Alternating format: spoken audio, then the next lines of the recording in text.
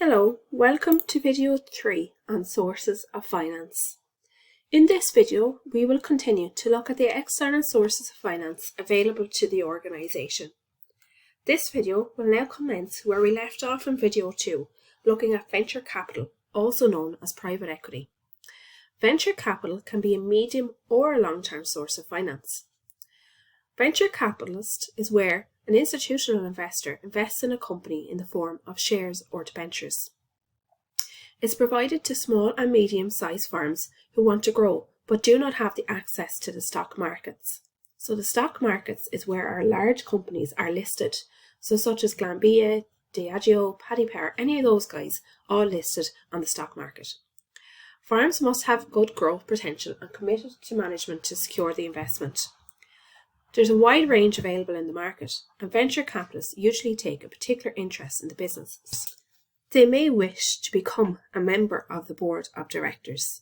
In doing so, they can keep a close eye on how the organisation is performing, i.e. keeping an eye on their investment. It's popular for management buyouts and other potential risky projects. Next, we'll look at the types of venture capitalists that we have. So we have startup capital, so i.e. for concept stage to commercial trading. So this is where an organisation or an individual might have a particular idea, but they do not have the source of finance to get it up off the ground and to actually get trading. It's also available for other early stage capital, so you've completed the development work and are ready to commence operating. It may be expansion capital, where funding for growing companies, so for example, you need to invest in a particular piece of new machinery. Refinancing bank borrowings to reduce the gearing of the organisation. For secondary purchases, to allow the purchase of part of another company. For buyout capital, to buy existing businesses. Or to buy in capital for external management team want to buy the business. The next term of external funding we have is crowdfunding. This is raising small amounts of monies from a large number of people. Think of it as a crowd.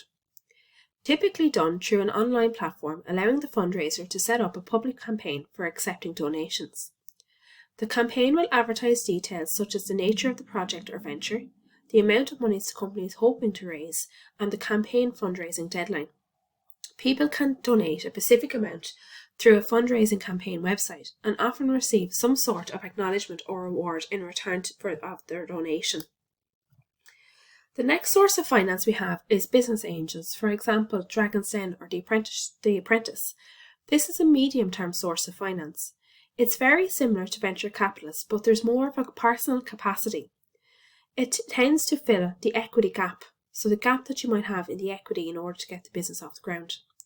It's often wealthy individuals who have been successful in business themselves that will invest in the business. They typically provide funding for startup or early stage investment, and they have the knowledge and the experience to provide to the organisation in order for it to be successful. It may require management involvement and therefore may accept a smaller equity stake. It may help secure venture capitalists and loans in the future where you have very successful wealthy individuals having invested in the business.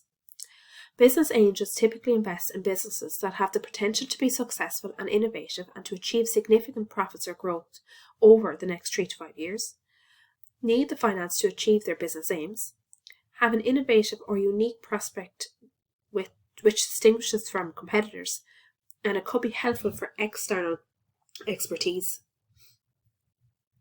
An example of a product in our shelves, and I'm sure some of the girls will be familiar with this particular product, it's Tan Organic. That is a tan that came to the market a couple of years ago, and it basically came from Dragon's Den, where a very wealthy individual had invested in the initial concept for the tan in order to get it to the marketplace. Business angels are very common in the economy. The next source of finance we have is grants.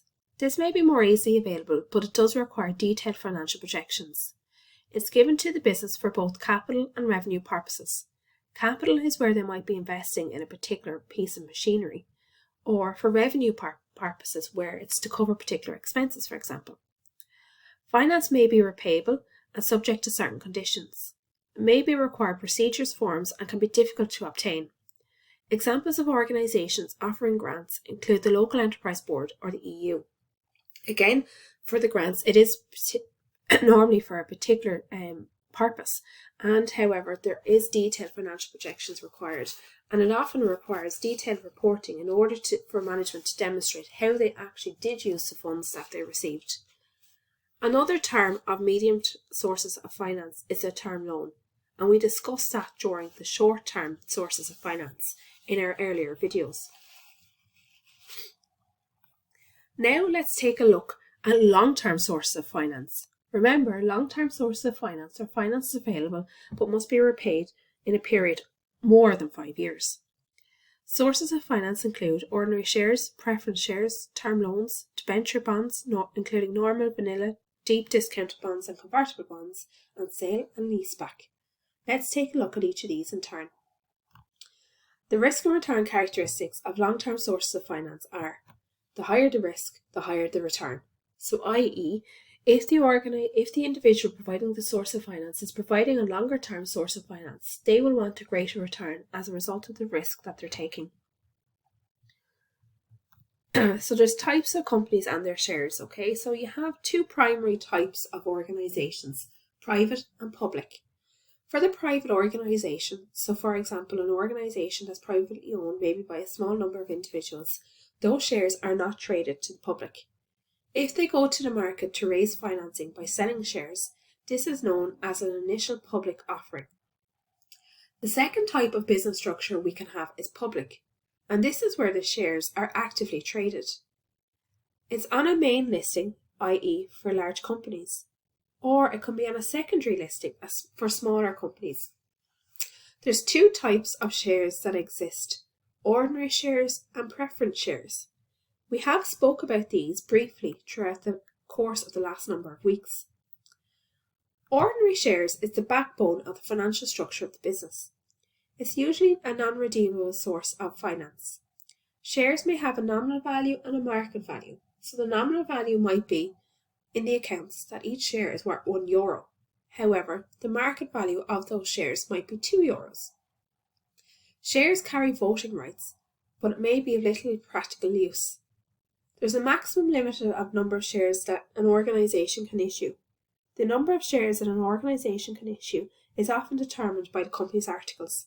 This is a legal document that's developed on initiation of the company. There is high risk and there's no guarantee of return, but again, you can expect high return as a result of this. It's possible to have different categories of ordinary shares.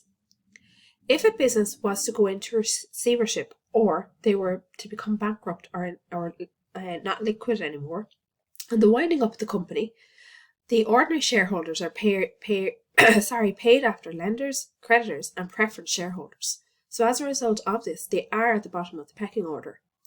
If an organisation was to go bankrupt, it's very often than not that the ordinary shareholders receive very little. However, holding ordinary shares in the business can result in a dividend being paid. However, there is no tax relief on the dividend paid, and it is subject to income tax.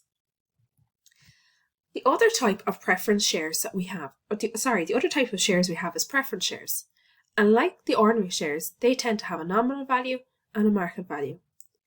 Shares are usually carry a fixed dividend, i.e. every year the shareholder can expect maybe 5% of a dividend. There is no voting rights. They're lower risk than the ordinary shares, however there is a lower expected return. You do have a right to the dividend over the ordinary shareholders. So if the organisation decides they are going to pay a dividend in the current year, they must pay a preference dividend before the ordinary dividend. On winding up, they're paid after the lenders and creditors, but before the ordinary shareholders.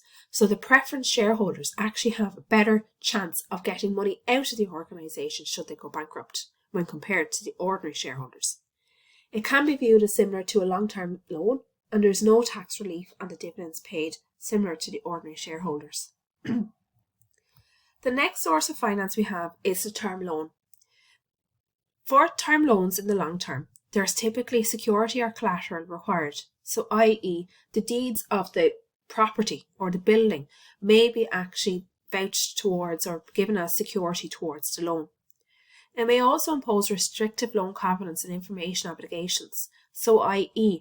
the bank might decide that the interest repayment or the interest cover must be at 4 or 5 times, or that the gearing of the company cannot exceed X amount.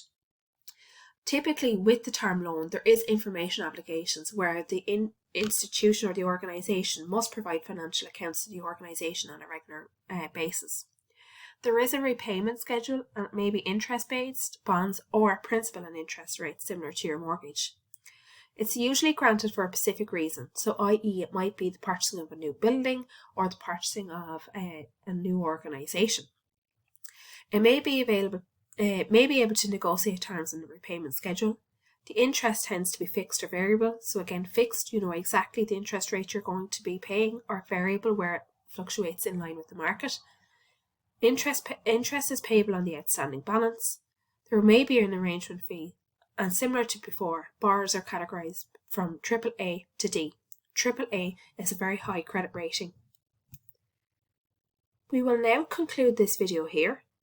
Thank you for listening. Our next video will commence with debentures. Thank you.